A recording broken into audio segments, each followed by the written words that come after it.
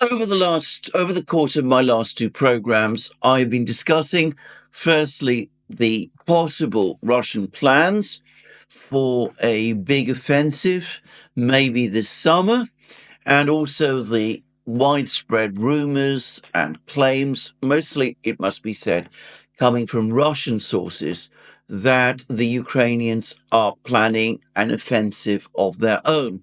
I say rumors, but of course they've been given the authority of no less a person than President Putin himself, and they have also been supported by the various reports and commentaries that we get from Group of Forces North.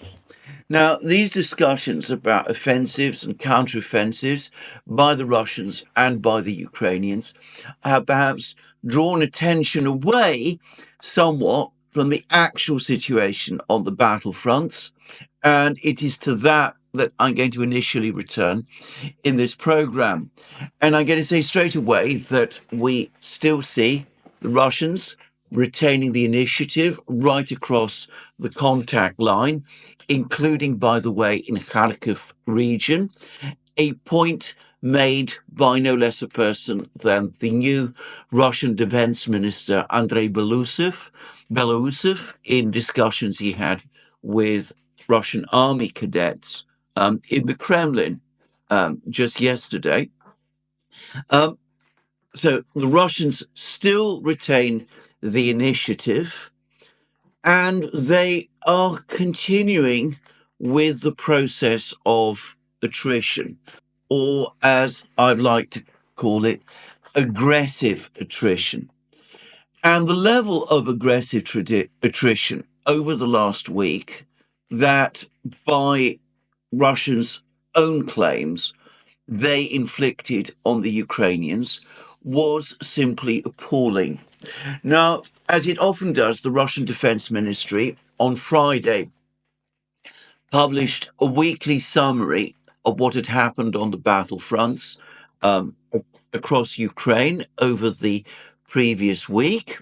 Notably, like most Russian military summaries, official military summaries, it did not go into the details about territorial captures or territorial losses, except that it referred to the Russian capture of a village called Zagorny in Zaporozhye region, a capture which, by the way, as I've already said, I don't fully understand the significance of.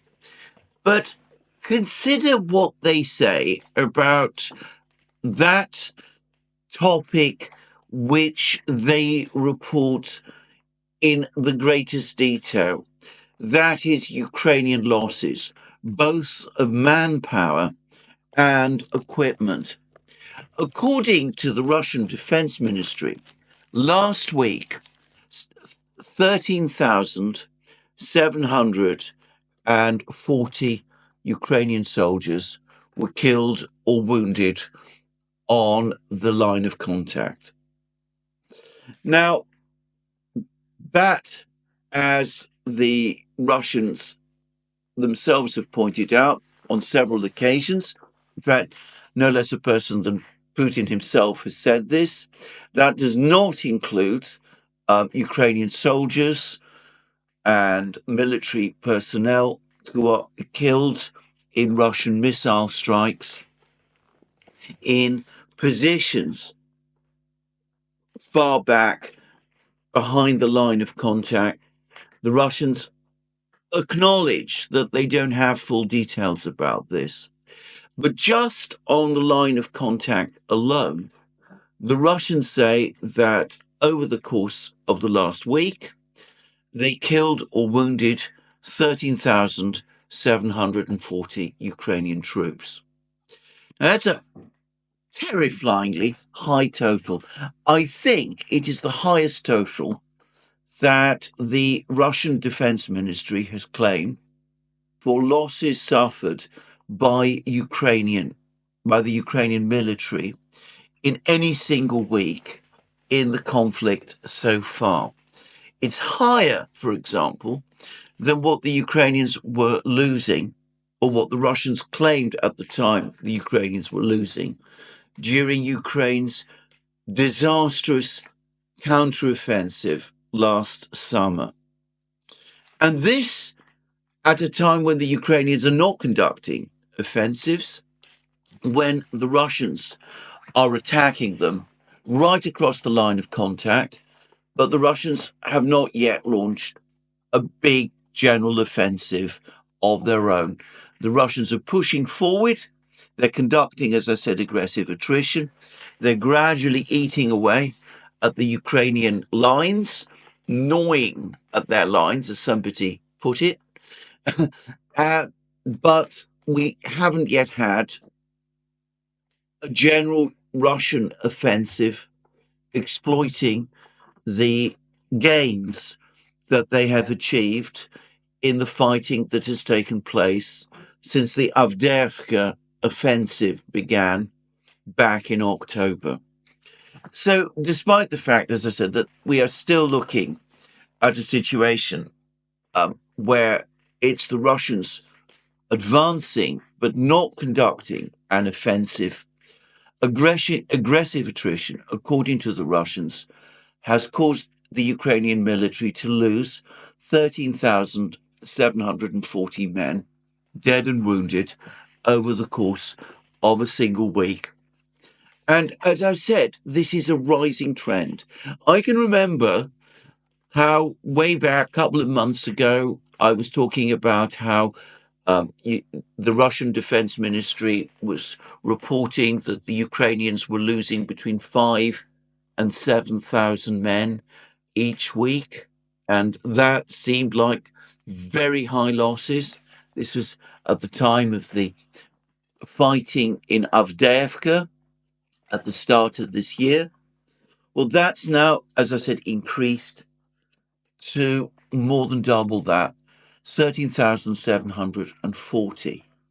And we're looking, therefore, at Ukrainian losses. Of course, all this is according to the Russians of, well, somewhere over 50,000 men dead and wounded each month. And there's no reason to think that this terrible toll that's been inflicted on the Ukrainians is going to fall. On the contrary, more likely than not, it's going to increase. And of course, if the Ukrainians really do launch a counterattack of their own, then it is going to increase even further. Now, this rate of loss is unsustainable. Ukraine is currently going through a mobilization process. There's lots of arguments and discussions about how successful that is. The New York Times, I believe, has written another piece talking about how many Ukrainians are resisting mobilization and are trying to evade it. Other reports, however, claim that the Ukrainians have indeed managed over the last couple of weeks, since the mobilization law was passed by the Ukrainian parliament in March, to mobilize something like 100,000 men to fill the gaps. But that's March, April, May. We're now at the end of June. 100,000 men over that period would still not fully replace losses if those losses really are happening at the rate of 50,000 a month. Now, I say that, of course, I don't know how accurate exactly these Russian claims are. No one does. But the Ukrainians themselves acknowledge the fact that they have been suffering terribly high losses ever since the special military operation began, and that their losses have been growing. Every so often, Ukrainian commentators and people who are perhaps not exactly officials, but people who are close to the authorities, people like, for example, the former Ukrainian prosecutor, Yuri Lutsenko, come forward and admit to casualty figures not so very different from the ones that the Russians say the Ukrainians have suffered.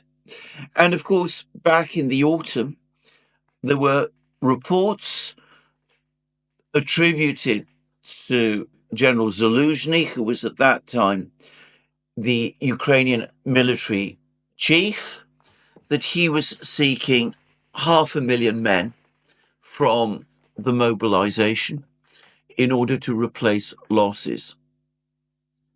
Ukraine has also refused to demobilize soldiers. They were promised at one time that soldiers who had been serving in the military since February 2022 would indeed start to be demobilized so that they could rejoin civilian life and rest. Well, the Ukrainian military, almost as soon as General Zaluzhny was leveraged out of his job, as soon as General Sirski took over, he basically countermanded that, so that all Ukrainian soldiers are obliged to continue serving, even those who have been in the army now for 2.5 years. 2.5 years of continuous war. And again, it's difficult to believe that the Ukrainians would have done such a thing, such a deeply unpopular thing with the soldiers themselves, were it not for the fact that they are indeed suffering terrible losses. And whilst, as I said, I can't vouch for the exact accuracy of the Russian figures, nobody can. I have made a point before, and I want to repeat it again, because I think it is correct, that the Russians, when they publish these figures, they do at least give us an insight into the intensity of the fighting. So if reported numbers of Ukrainian casualties are falling, we know that there has indeed been a pause in the fighting. When the numbers, on the contrary, increase, we know that the fighting is becoming more intense. Now, there have been some reports, some claims over the last couple of days that there is some kind of a pause in the fighting going on, that the Russians have somehow lost momentum, that they're not advancing anymore.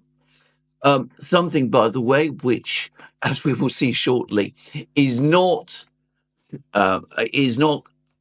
confirmed. Is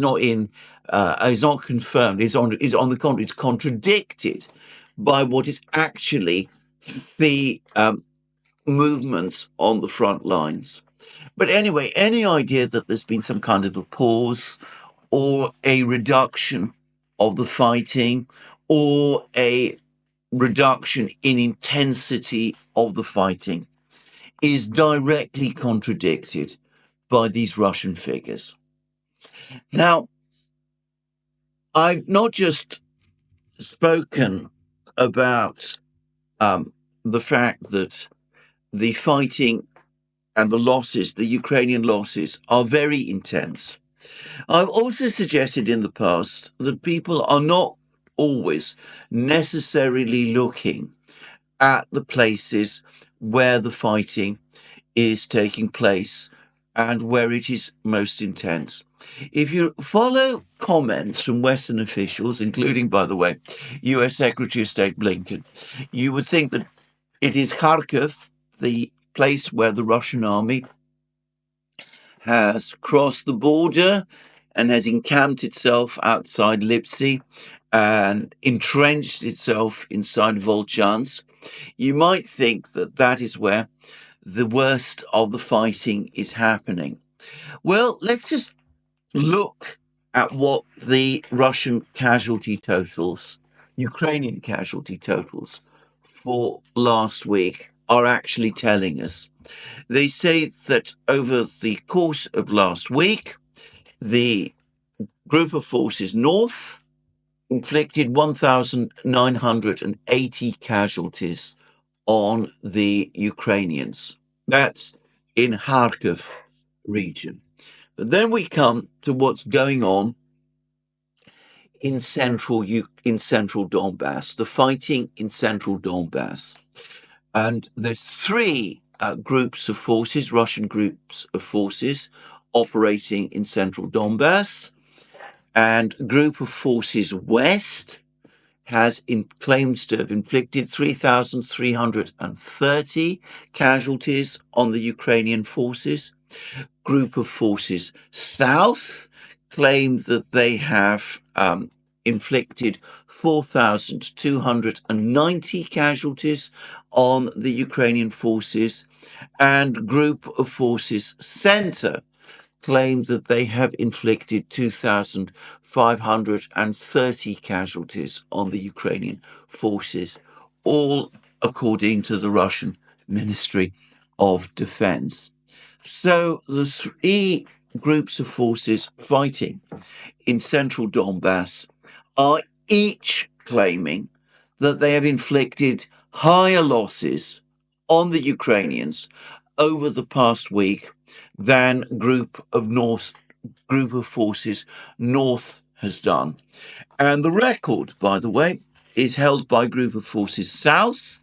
They say that they have inflicted losses on the Ukrainians of 4,290 men, as opposed to the 1,980 men that group of forces north have inflicted.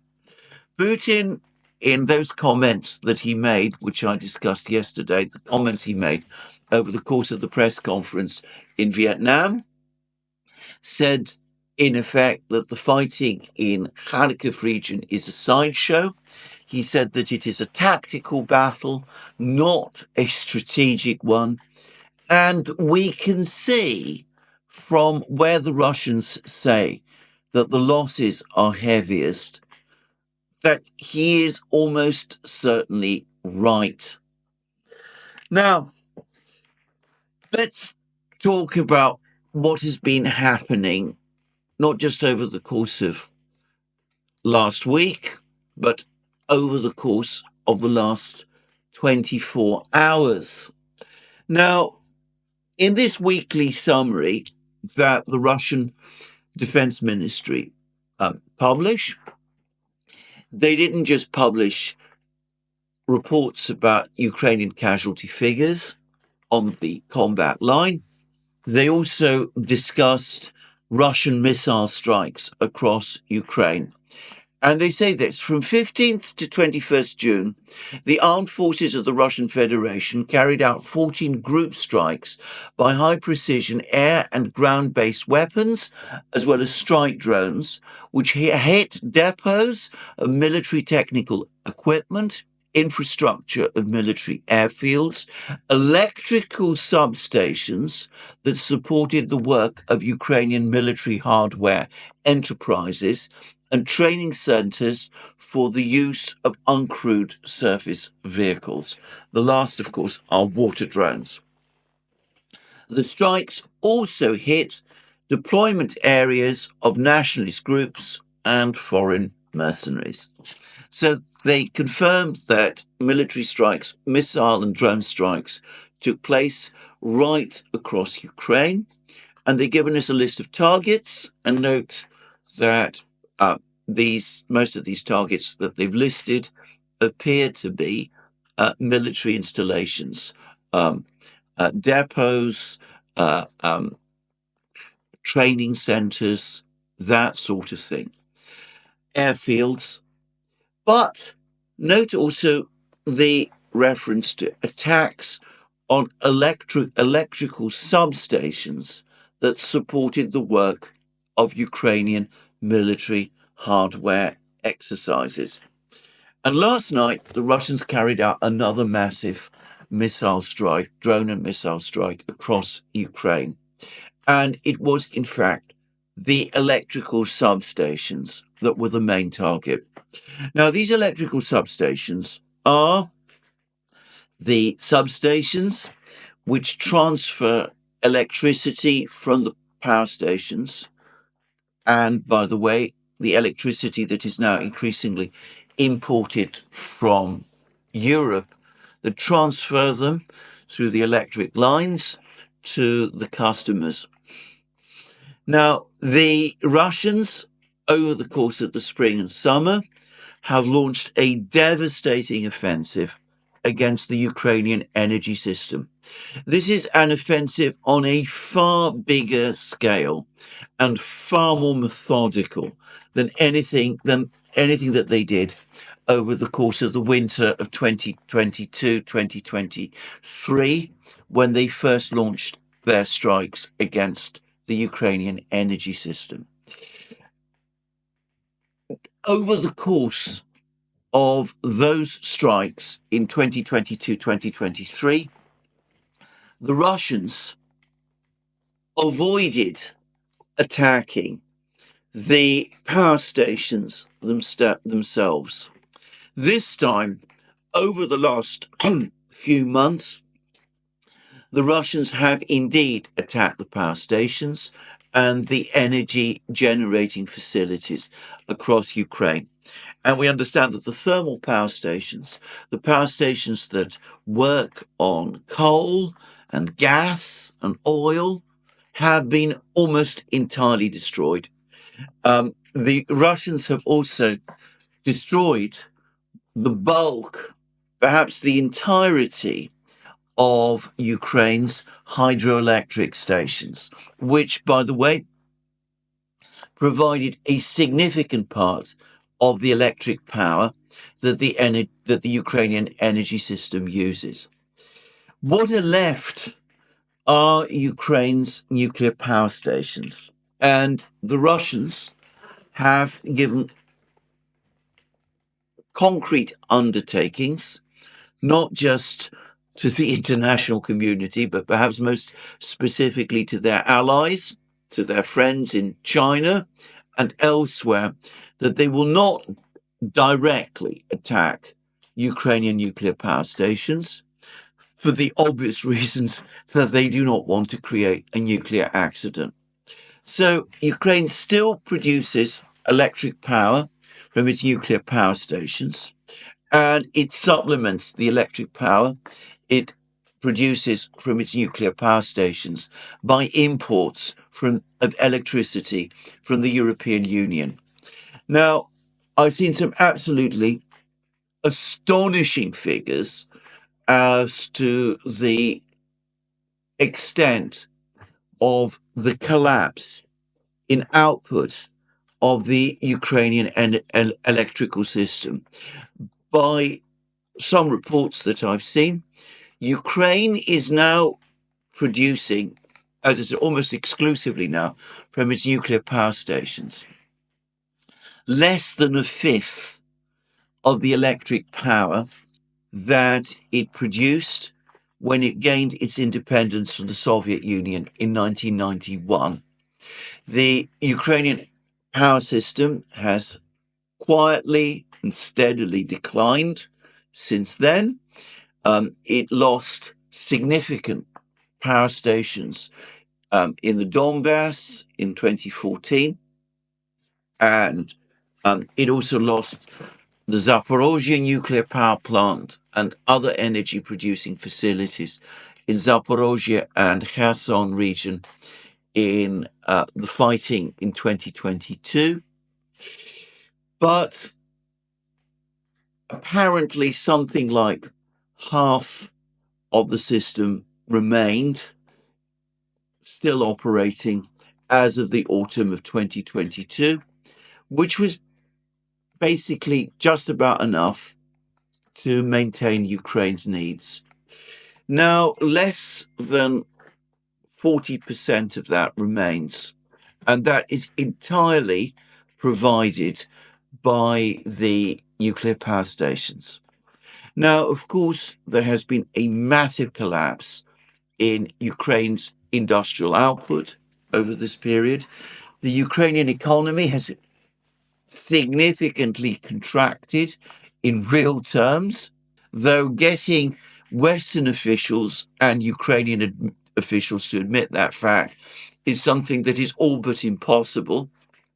On the contrary, the Ukrainians continue to claim increases in GDP. We will discuss how they're doing that shortly.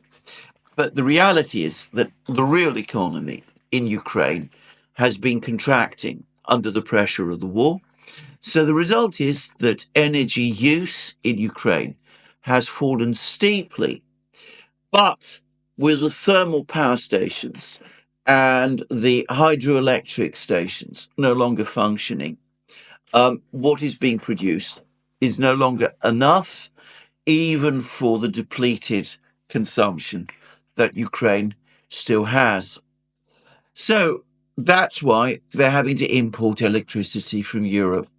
Back in the 90s and 2000s, Ukraine was an energy exporter. It exported electricity to Eastern Europe. Today, it's obliged to import electricity from Eastern Europe, from the European Union. Now, how does this electricity get channeled through Ukraine? Well, this is where the electrical substations play their role, because it is through them that the electricity is received, redirected. They are an essential part of the electricity grid, Ukraine's electricity grid. Now, John Helmer, that most astute of observers of the Russian political scene, and somebody who has an unrivaled understanding, in my experience, of the thinking at the highest level of the political and military leadership of what he refers to as the Stavka, the military command headquarters, the military brains, if you like, of Russia. Anyway, he wrote an article way back in 2022 when the Russians first began their missile offensive against Ukraine's energy system. And he said that its primary purpose was not to knock out the system in its entirety, not at that time, but instead to focus on detecting its weaknesses, to find out how the system works, so that when the moment came, the Russians would be able to attack the vulnerable points and basically cause the entire system to collapse. And of course, if you remember, as I do, the targets that the Russians were aiming for at that time, it was precisely the electrical substations. And that's what they are again starting to attack now. They did so over the last week, as the Russian Defense Ministry are telling us, and they did so again last night.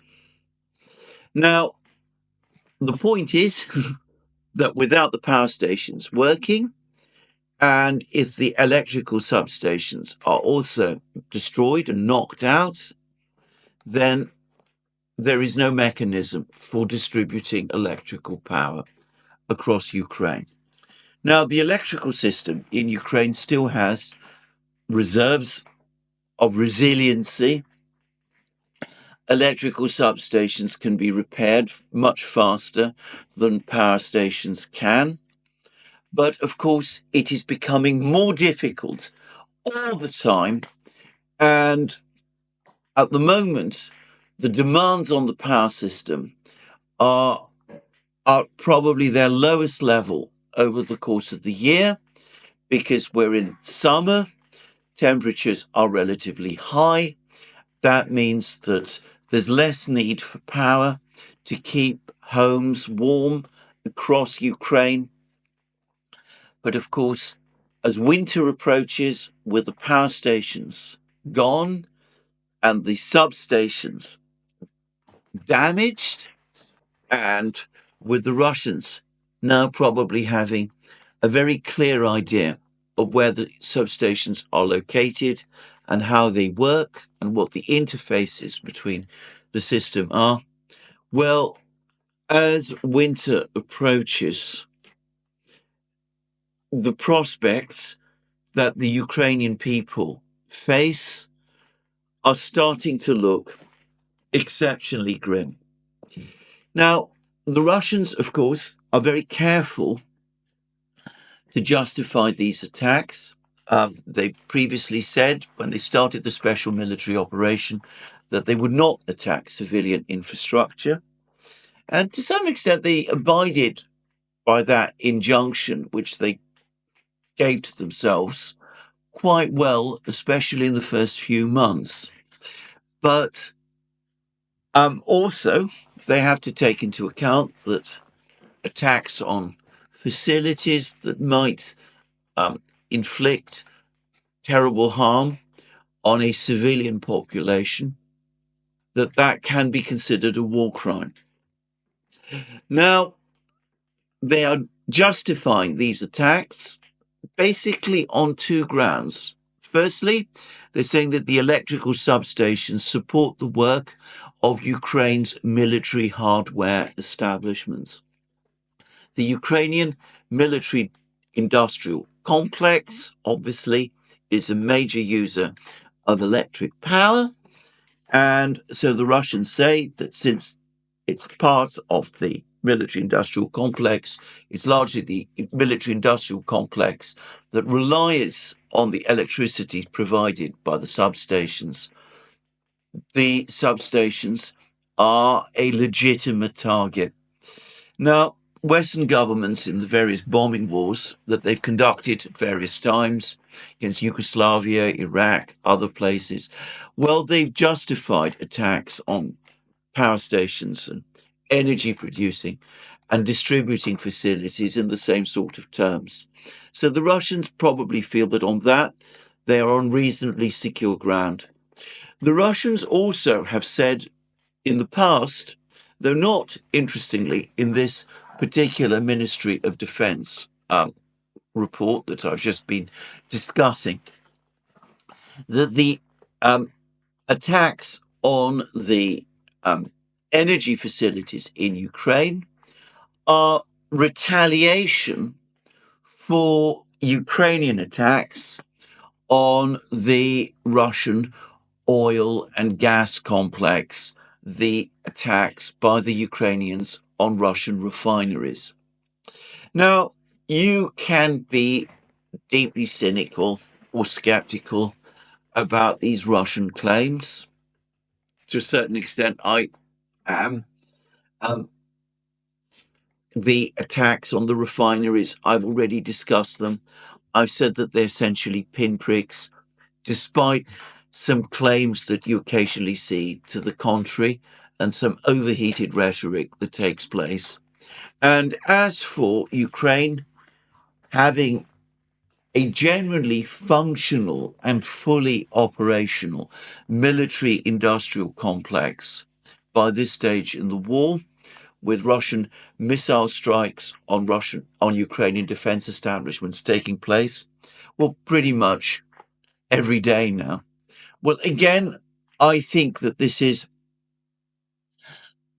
wildly overstated.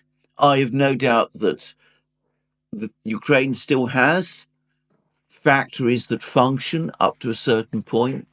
They're still able to repair tanks, for example. They can probably produce shells, at least, and small arms ammunition to some degree. They can produce water drones and things of that kind. But I don't think really, realistically, Ukraine's military industrial base can be functioning in any very strong or purposeful way, given the realities of the war. Well, what is very strange, what I have to say, again, makes no sense to me is that both Ukraine and the Western powers seem intent on facilitating or justifying, if you like, these Russian explanations. Because though the Ukrainian attacks on the Russian oil refining complex are, as I have said many times, essentially pinpricks, the Ukrainians still persist in them, despite the fact that the United States allegedly disapproves, but they still persist in attacks on Russian oil refineries. And we have all kinds of Western military industrial companies like Rheinmetall, for example, and one of the big, I think it's General Dynamics in the United States, talking about how they are going to establish or have already established factories producing shells and other military equipment on the territory of Ukraine itself, which, to be frank, I think is certainly exaggerated, wildly exaggerated at this time. But again, that talk simply justifies, the Russians can cite it as proving that military industrial production is still taking place in Ukraine, which in turn justifies Russian attacks on the Ukrainian energy system. We see what are, again, what seem to me to be essentially theatrical or informational steps taken by Ukraine and its Western sponsors.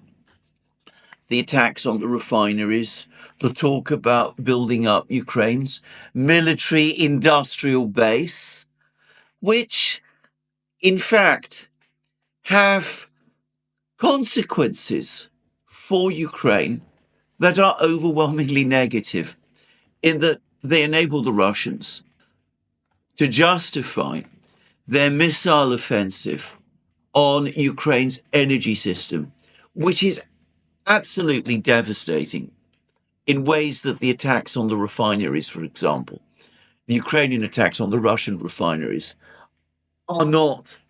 Anyway, it provides a legal justification for the Russians, which the Russians would not otherwise have. Now, in saying this, of course, I should make it clear that even if the Ukrainians were not carrying out pinprick strikes on Russian oil refineries, and even if companies like General Dynamics and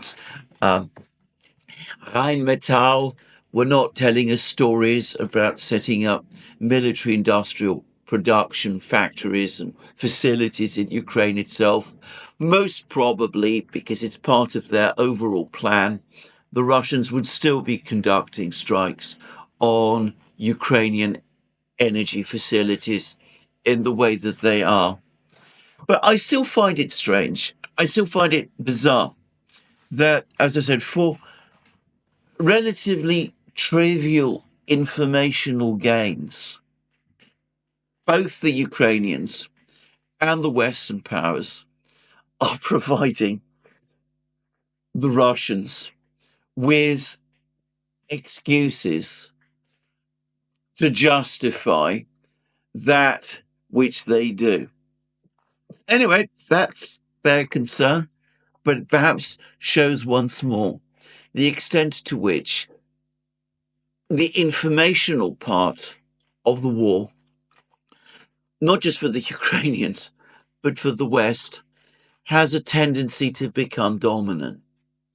Anyway, there are other things to be said about this. The Russians, over the course of this report, talked about how they carried out precision strikes using air and ground based weapons. Now, the ground based weapons overwhelmingly appear to be Iskander-M ballistic missiles, perhaps supplemented now by North Korean missiles, though I'm not sure that that really is the case, or at least has been the case up to now.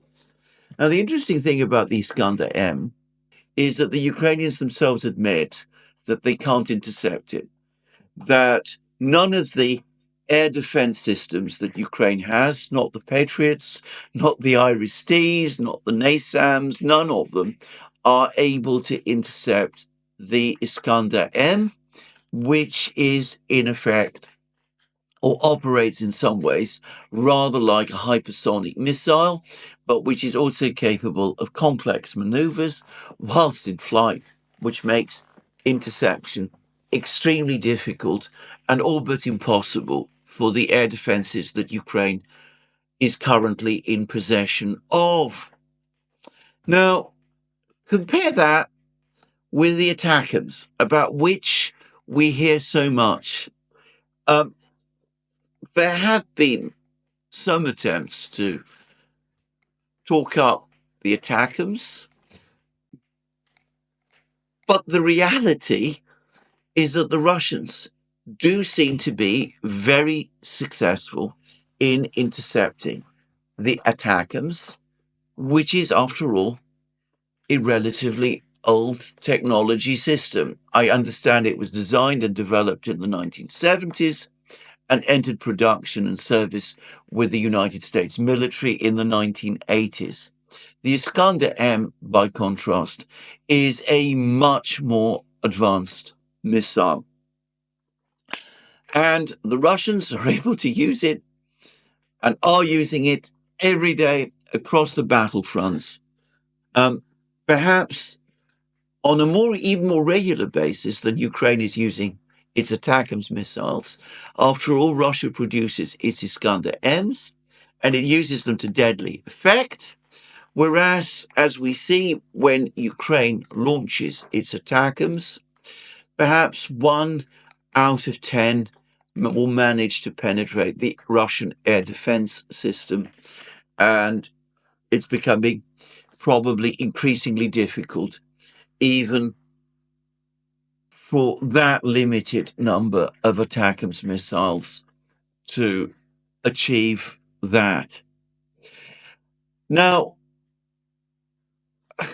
no one makes this contrast, except the only person who's done so up to now, as far as I know, is Brian Beletic. But there it is. The ATACMS is a potent missile, or was a potent missile in its day. It can do damage, but it's nowhere near as advanced, it's nowhere near as capable, and it's nowhere near as lethal as the Iskander-M is. And anybody who's been following the situation on the battlefronts will notice that the Russians have been launching ever larger and greater quantities of Iskander-Ms.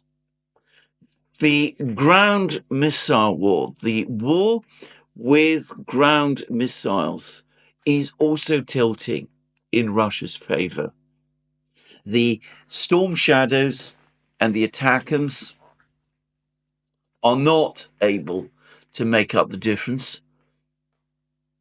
The Russians now have a convincing superiority in terms of land-based ballistic missiles. Of course, they've always had a lopsided advantage in air-launched cruise missiles, and that's now increasing. And the Russians also are increasingly deploying their Tornado-S precision-guided multiple launch rocket systems. They seem to have many more of those than Ukrainian has HIMARS systems. The Russians are able to jam the HIMARS system. The Ukrainians apparently cannot jam the equivalent Russian Tornado-S.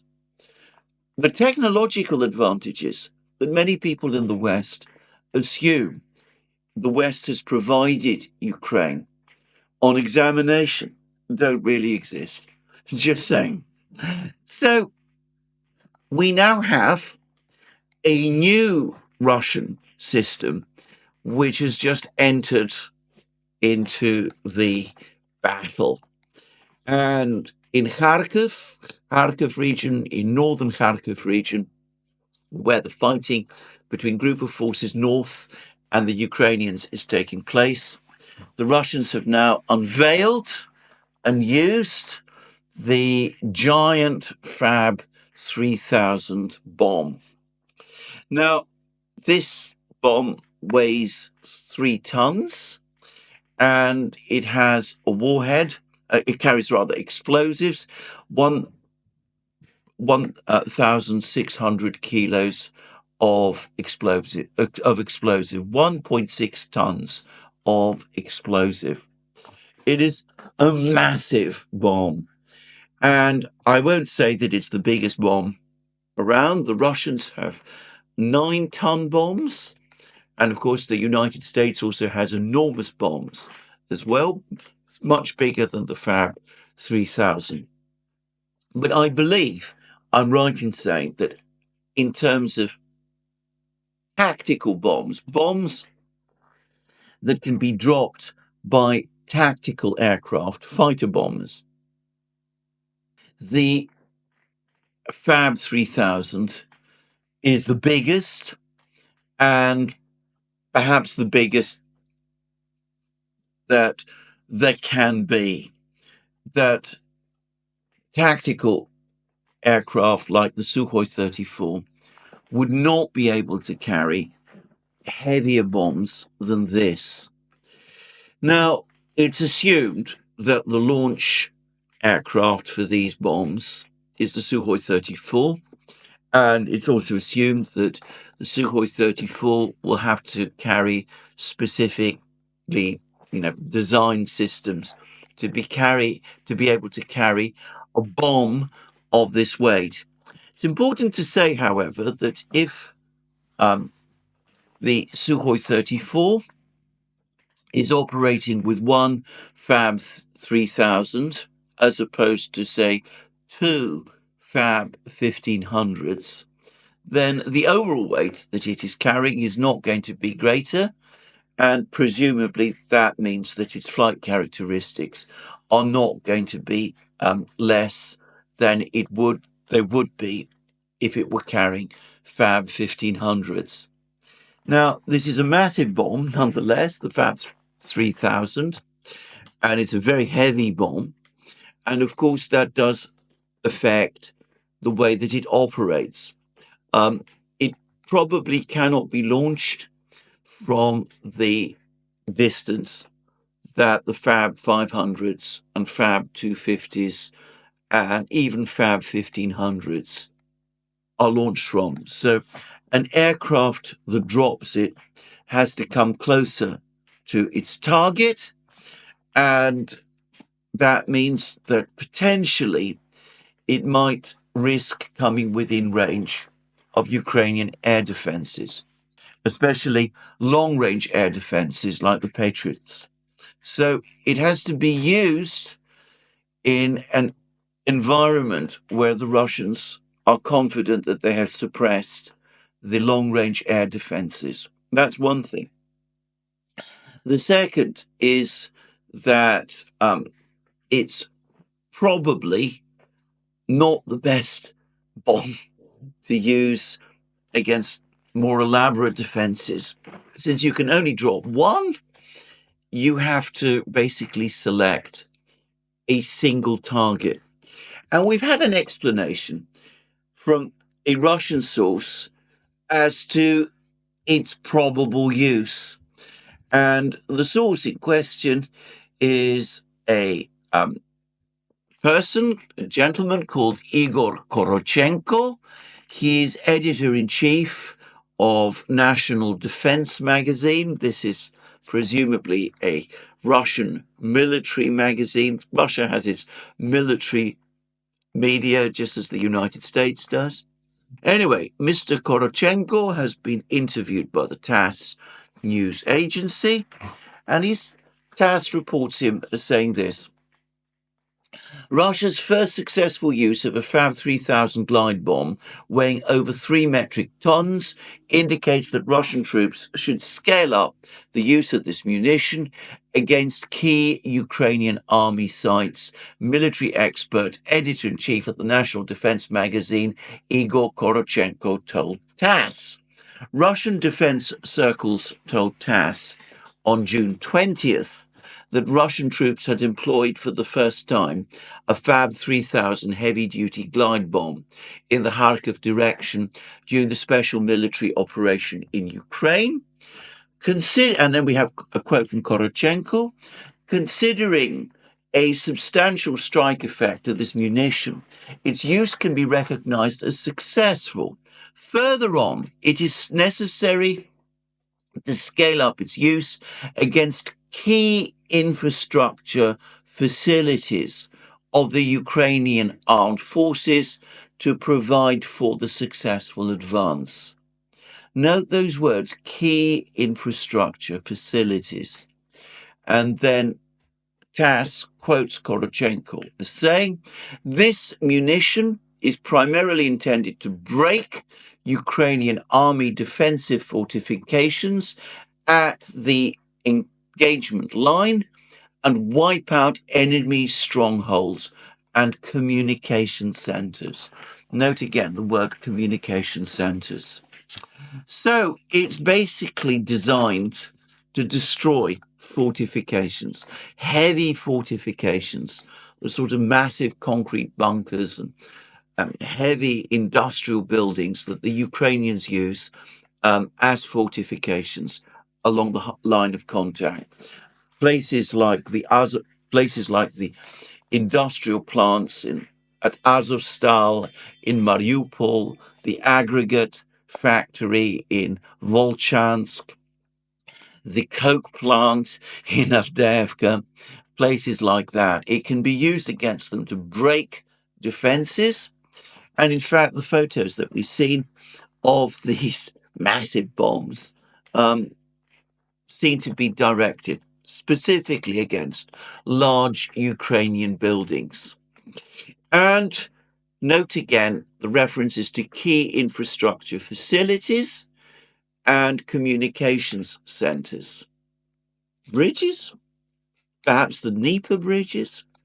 A lot of discussions about the difficulties of destroying the Dnieper bridges, but the Russians can destroy these bridges.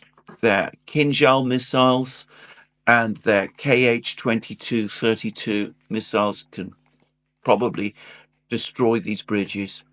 And so I have no doubt could bombs as powerful and heavy as the FAB 3000s. So perhaps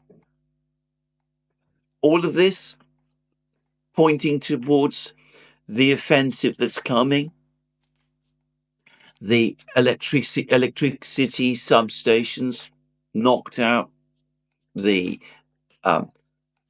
power supplies knocked out across Ukraine, making it impossible, for example, for electrically powered trains, the vast majority of the trains that Ukraine has, to run, thereby preventing the Ukrainians moving troops around from one part of the front line to another. Well, that's one side of it. That's probably what the missile strikes are at least in part about.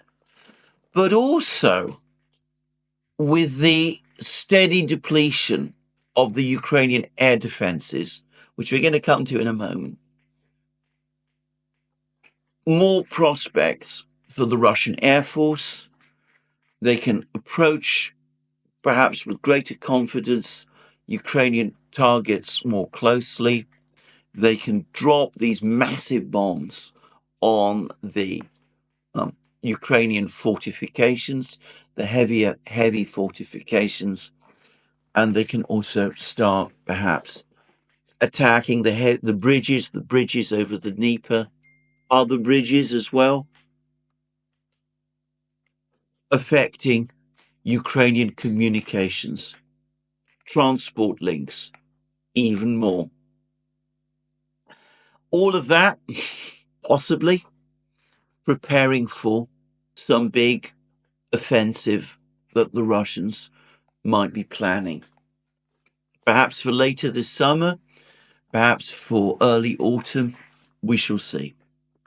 Now, I want to, before I proceed to look at what's going on the battlefronts, the actual movements on the battlefronts, say something also about the questions of arms supplies and munitions. Now, Brian Beletic has done a magnificent program demolishing claims about supplies of Javelin and Stinger missiles to Ukraine. He's pointed out that these are dribs and drabs of these systems that are being supplied to Ukraine. We can say that with confidence because Brian Beletic has been able to establish through brilliant work, contacting the actual manufacturers, roughly how many of these missiles are being built. And we see that the United States is now so short of interceptors, that it's Patriot missile interceptors, that it's had to twist the arms of its NATO allies to get them to agree to allow the United States to send all the Patriot missiles interceptors that had been assigned to them to Ukraine instead, which, as I said, is a sign of how desperately short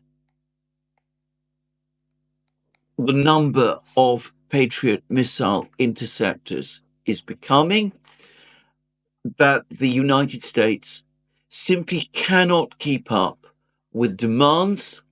Demands continue to increase all the time. And with Israel, of course, now apparently planning an incursion into southern Lebanon to fight Hezbollah there. And with the United States the administration now having spoken about how the United States will back Israel fully in such an operation if it takes place. An extraordinary statement, by the way, from the administration, but it was one that they made. And with Hezbollah possessing a gigantic arsenal of missiles that it can launch against Israel, some claims say that they have up to 100,000 missiles they could launch. Well, it's likely that Israel, before long, is going to start demanding air defense interceptors from the United States. And the United States has just confirmed that it will be supplying more weapon systems to Taiwan. Apparently, a several $100 million package has just been authorized for Taiwan. I'm not sure what it consists of. Perhaps it doesn't consist of Patriot missile interceptors. But I would have thought that sooner or later, demands will increase for steps to protect Taiwan's air defenses. And of course, the United States, drifting as it is into a confrontation with China, also needs air defense interceptors in the Pacific. So there is a crisis with interceptors, Patriot missile interceptors, which is why the United States now has to rob its European allies of Patriot missile interceptors, which, however, will not be anywhere close to being enough. It's likely that the Russians will be able to deplete even these additional Patriot missile interceptors even faster than they have previously. And they have shown over the course of this year that they are indeed fully capable of locating and destroying Patriot missile launchers and other air defense missile launchers right across the battlefronts as well. We had multiple pictures of this. So Russian aircraft probably will be able before long to approach the battlefronts more closer and to drop the FAB 3000s. So the air war, despite claims to the contrary, certainly over eastern Ukraine, is being lost. And it's unlikely that the F-16s are going to be able to make any significant difference. In fact, there's been a report that the F-16s, in order to evade Russian air defenses, are going to have to fly so close to the ground that the capabilities of their missiles will be reduced. And by the way, as I think I discussed in another program, that will mean that it will take them more time to reach the battle lines in eastern Ukraine. And since they'll have to use up more fuel, presumably, that they will be able to stay there for less time than they otherwise would. Just saying. So, very difficult situation with missiles, air defense missiles. But I'm going to suggest that shells also remain a problem. Now, the United States has been making many, many claims about its increases in shell production. Now, by my understanding, there used to be one factory in the United States making 155 millimeter shells.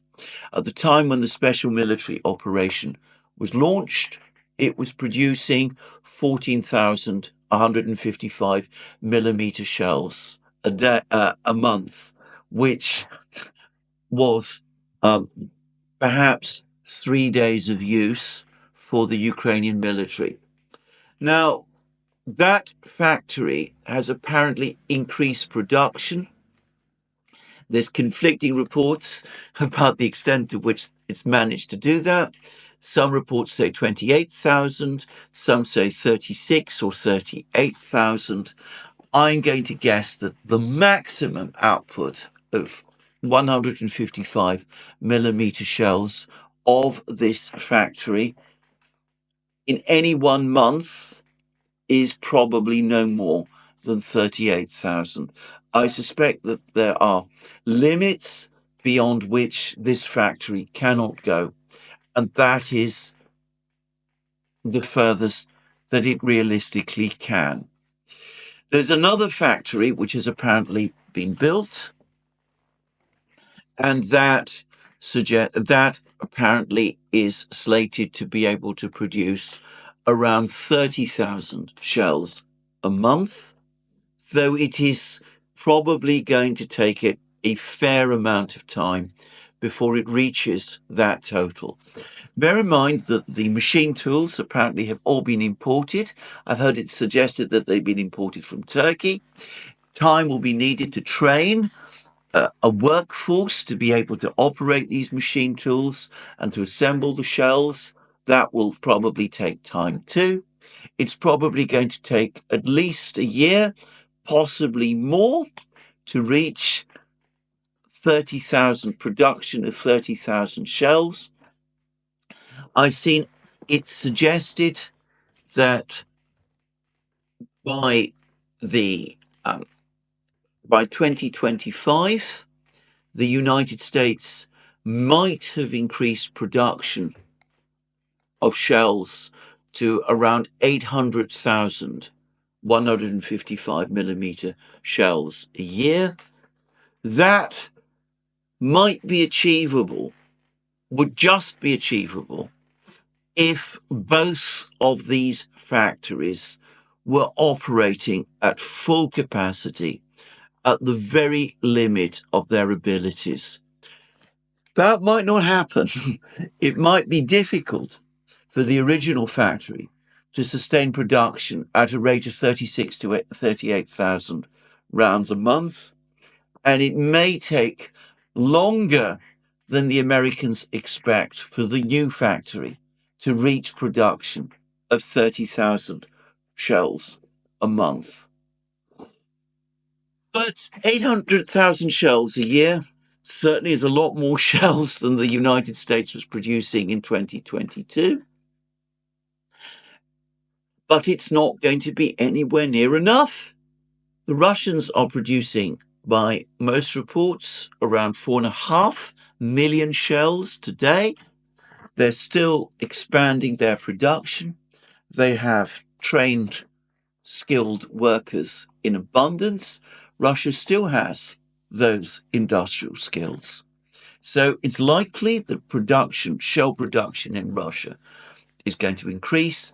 And of course, we now have the question over North Korea and its role, because the North Koreans are supposed to have provided the Russians with 5 million shells this year.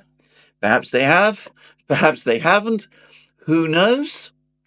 But as Putin hinted over the course of his press conference, one thing the North Koreans can do, and perhaps will increasingly be doing, is provide the Russians with skilled industrial workers.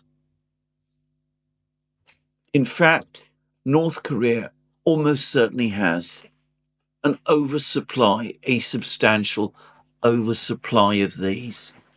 And some of these workers will probably be working in the civilian economy in Russia, where there is now a labor shortage.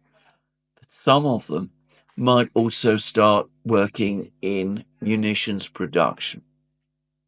Just saying, apparently, it's already possible for North Koreans to work in the Far East and the Vladivostok area.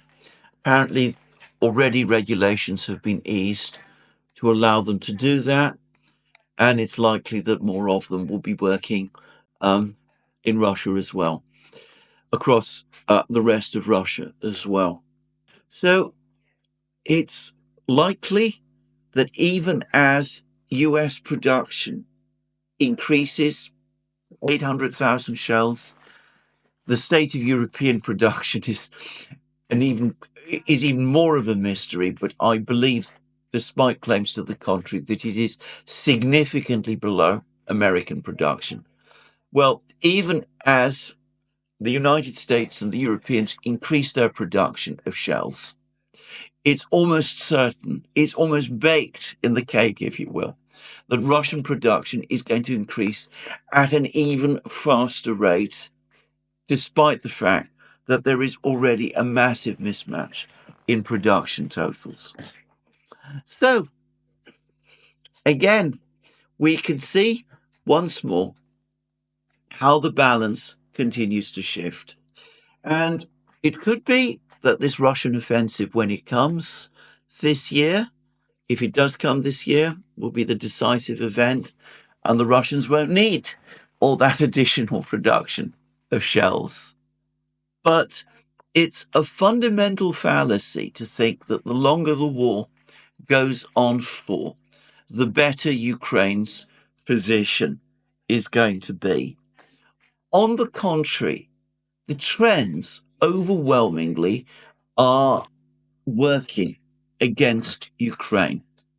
And on this issue, there's been another very interesting article by someone who's becoming an indispensable writer on this war, and that is Ian Proud, former British diplomat. And he's written on his blog, which I should say is its title is Ian Proud. He's written an article, The Ticking Bomb of Ukrainian Debt That the West Will Have to Pay. And he points out that the $50 billion loan that the West is now going to provide to Ukraine, or talking of providing to Ukraine, secured against the interest from Russian frozen assets, represents roughly the amount that Ukraine is already receiving from the West in any one year. And he says that Ukraine's economy is currently around $180 to $190 billion in size. 50 billion, therefore, represents around 20% of Ukraine's yearly GDP. This is a huge figure for a single loan. But the problem is that Ukraine has been borrowing this amount every year since the war started. According to Politico, Ukraine borrowed $58 billion in 2022, $46 billion in 2023, and is set to borrow $52 billion in 2024. So, in just 3 years, Ukraine will have borrowed 82% of its GDP. Ukraine needs to borrow this much because its government spends almost twice as much each year as it receives in income from taxation and other sources. And in fact, given the devastation of Ukraine's economy, given the collapse of the energy system, which we're likely to see, the final collapse of the energy system, which we're likely to see this winter, that tax state is going to fall even further. And he then goes on to say, to put that into context, the European Union sets a limit that member states cannot run a budget deficit of more than 3% of GDP. Ukraine, which aspires to join the EU, has been running a yearly budget deficit of 25% since the war began. In addition, Ukraine is running a deficit on its current account each year, the difference between how much it exports and imports. It also needs capital to stop its currency going into meltdown. So it has to borrow or receive funds to cover its budget deficit. It has to borrow, receive funds in order to keep its currency functioning. And he goes on to say that with Ukraine taking on 25% of its GDP in debt each year, and with its economy no larger than before the war started, in fact, it's certain to be significantly smaller, the debt mountain will continue to spiral out of control. And the EU forecasts that Ukrainian debt is growing by 10% of GDP each year since the war started. But I view these figures, this is Ian Proud, with a heavy dose of skepticism. Even if Ukraine's economy grew by 5.5% in 2023, it was smaller than it was in 2021. The only reason why Ukraine is able to give these figures of 5.5% growth of GDP is precisely because of the loans and other financial transfers it is getting from the West. Absent those, and the reality almost certainly is that the Ukrainian economy is shrinking. And Ian Proud then goes on to say that Ukraine has become addicted to debt and that it has stopped paying loans, paying back its loans. He points out that this is actually a long-standing tradition with Ukraine. Ukraine basically defaulted on a loan of $3 billion it had received from Russia back in 2014. I remember that, by the way. And I remember that the Russians tried to enforce the loan through the British courts, and the British courts basically took what I thought was the extraordinary step of refusing to enforce the loan. But I'm not going to get into the details of that. But anyway, the point that's being made is that this debt burden is growing, is spiraling faster and faster. The Ukrainians probably hoped that they'd be able to cover this debt by seizing the $300 billion in Russian frozen assets. This is proving very, very difficult to do. Sooner or later, even if those assets are seized, this is going to become unsustainable. It is going to break down. you cannot just go on piling on debt at this level without eventually the entire financial system breaking down. And of course, already, even as I'm making this program, there are heated arguments between Ukraine and its creditors, its private creditors, its bond holders, about whether Ukraine should resume payments on its bonds in August.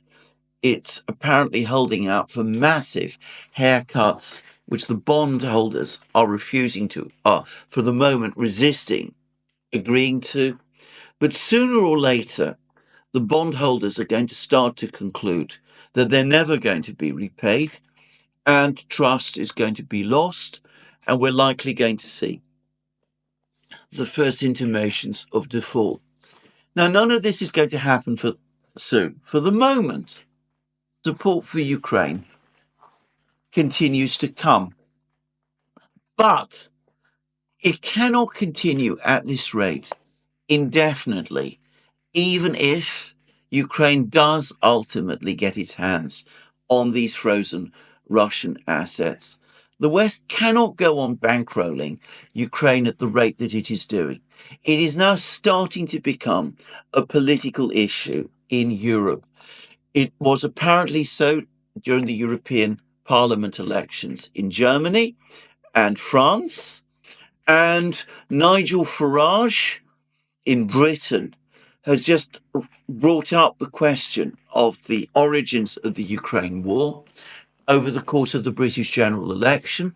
He's been the first British politician to come in during the election to come out openly and say that the war, the Russian decision to start the conflict, the special military operation in February 2022, was provoked. So, given that Farage is somebody who is very, very adept at feeling the currents of British opinion, it's likely that electorates across Europe, people across Europe, are beginning to tire of this endless financial support for Ukraine and the economic pressures that the sanctions war is inflicting upon them. And there are now the first hints that they're starting to rebel. Rebel in France, in Germany, who knows, perhaps at some point even in Britain. So it's a mistake to think that time here is on Ukraine's side. It isn't. And well, now let's talk about what's going on the battlefronts. First of all, let's go to what Group of Forces North are telling us in this area, which, as I said, I very much consider to be something of a sideshow in the war. But Group of Forces North have told us that in Volchansk, fierce fighting continues. Units of Group of Forces North repelled 3 counterattacks of the Ukrainian military, one in the area of the high-rise buildings, that is to say the citadel. They claim that they've achieved small advances in the area of the high-rise buildings. We've heard less, by the way, about what's going on in the aggregate plant. It's likely that there is still fighting going on in the aggregate plant. Most reports agree that the Russians have captured most of it. And Group of Forces North says that the total advance of Russian troops in Volchansk amounted to 100 meters. And the Russians say that in the Lipsy area, the Ukrainians made no attacks at all. And the Group of Forces North is now starting to cast doubt on the prospects of any Ukrainian counterattack in the Kharkiv area, and is hinting that the Ukrainians have perhaps despaired of their prospects in such a counterattack. Large losses of personnel are increasingly making Ukrainian commanders doubt their strength. The enemy began to use cluster munitions prohibited by international conventions. I'm not convinced that's true, by the way, and transferred to them by the United States against our positions as well as against civilians in Belgorod. During the operation in Kharkiv, we gained a lot of experience and learned to defend ourselves against any type of Western weaponry. But the Kiev regime's crimes against humanity have no statute of limitations. So basically, what they're saying is, well, it's starting to look to us as if, with all their counterattacks having failed, the Ukrainians themselves are starting to have doubts about the wisdom of conducting a counterattack in the Kharkiv area. And it could be, of course, that the demonstration of the potency of the FAB 3000 has also deterred the Ukrainians, at least to some degree. What's happening elsewhere on the battlefronts? Well, the first is that there are reports now that the Russians have made significant further advances, both in Chasiv Yar and in the Toretsk area. And the story of what has happened in these two places appears to be an exact product of the disastrous manpower and equipment shortages that the Ukrainians are increasingly suffering from. It seems that the Ukrainians decided to transfer troops from Chasiv Yar to what they believed was a quiet sector, which is the city of Toretsk, the town of Toretsk in central Donbass. So the 42nd Mechanized Brigade, which has been fighting in Chasiv Yar and has been absolutely mauled by the Russians, was to be transferred to Toretsk, and the 24th Mechanized Brigade, which up to then had been guarding Toretsk, was to be transferred to Chasiv Yar.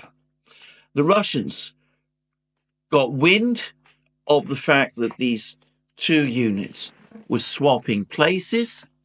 They seized the opportunity. They launched a significant attack towards Toretsk.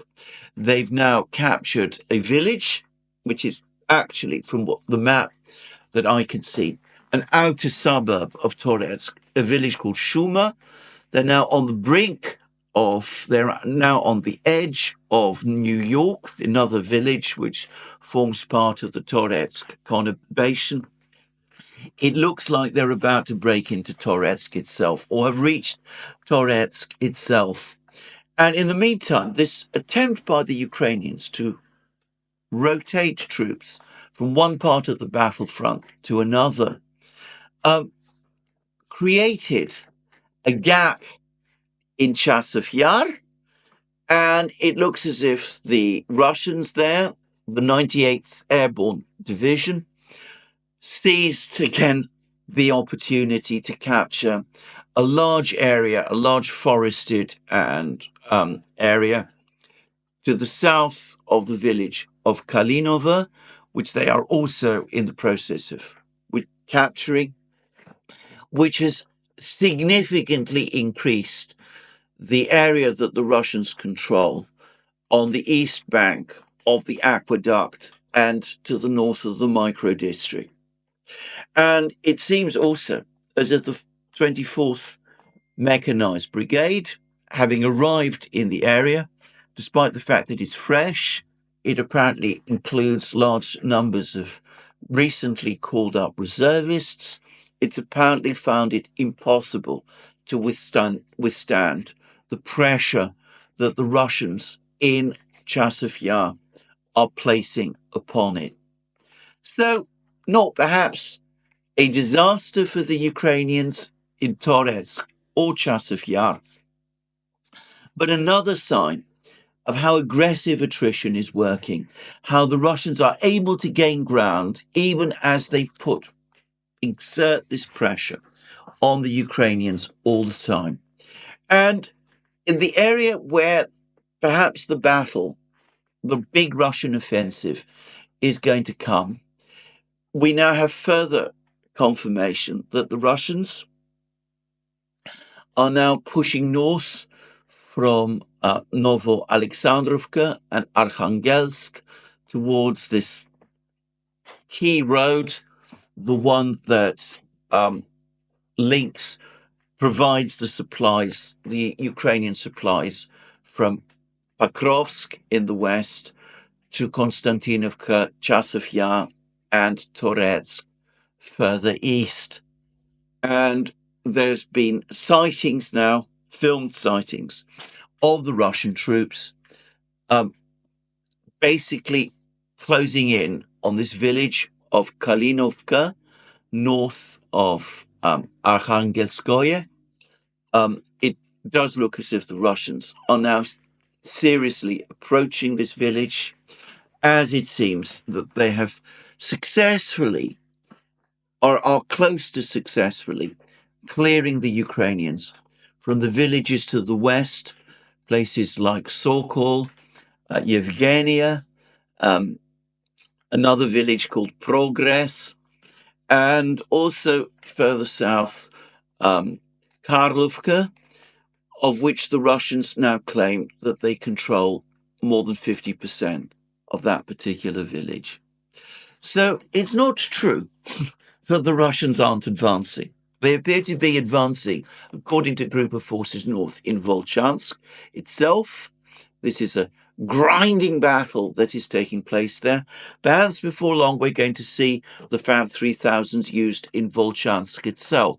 The first strikes with the FAB 3000s suggested that the system still needs some tweaking to make it a little more accurate, but presumably, now that the system is being used, it will be brought to bear, maybe against remaining Ukrainian defenses in the high-rise buildings area in Volchansk. We might see a collapse under the weight of these bombs of Ukrainian resistance in Volchansk. Who knows? Anyway, the Russians advancing in Volchansk, advancing in Chasiv Yar, advancing in Toretsk as well. In fact, as Andrei Belousov, the Russian defense minister, has said, they are retaining the initiative right across the contact lines, and they are inflicting horrific losses. 13,740 men, according to what they claim. And as I said, there's reasons to think that it's true. 13,740 losses over the course of the previous week.